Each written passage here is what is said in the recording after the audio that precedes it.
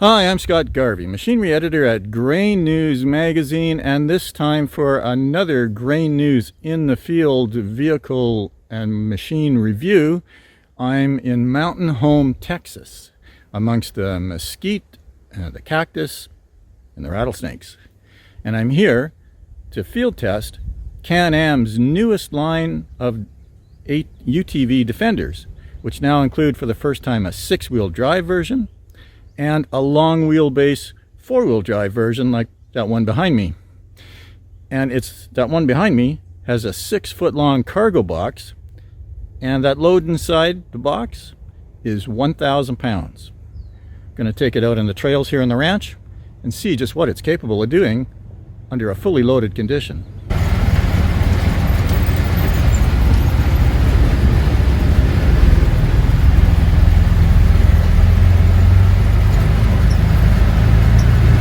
Well, there's no doubt this machine is pretty capable. To come along these trails along the ranch here, and it's a little bit like rock climbing. Some of them are pretty steep, some pretty steep terrain, some pretty rough terrain, lots of rock outcroppings.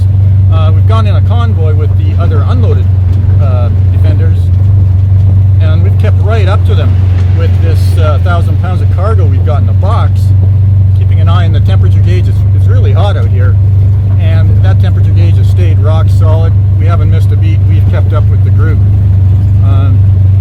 Probably anything any prairie farmer would expect from a UTV and more we've done with this one today with cargo.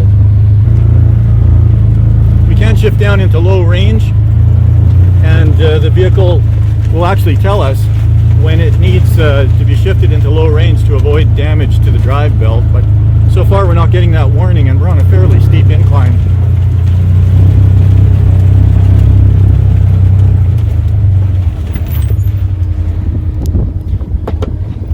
We're going to slow down. We're going to rock crawl over this rock outcropping here.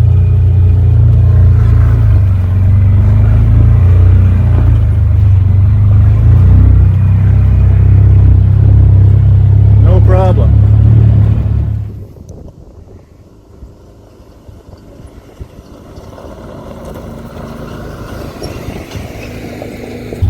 Well, this machine I'm in now is the Defender Max, the 6-wheel drive version, and when it comes to traction, you get the sense this thing could climb a wall. There's no shortage of traction at all, but you do get a bit of a different feel driving it. For one thing, those 2 rear axles in soft ground or loose rock want to push you forward a little bit. It's not really bad, but it's just slightly noticeable, certainly noticeable compared to the long wheelbase Pro, for example.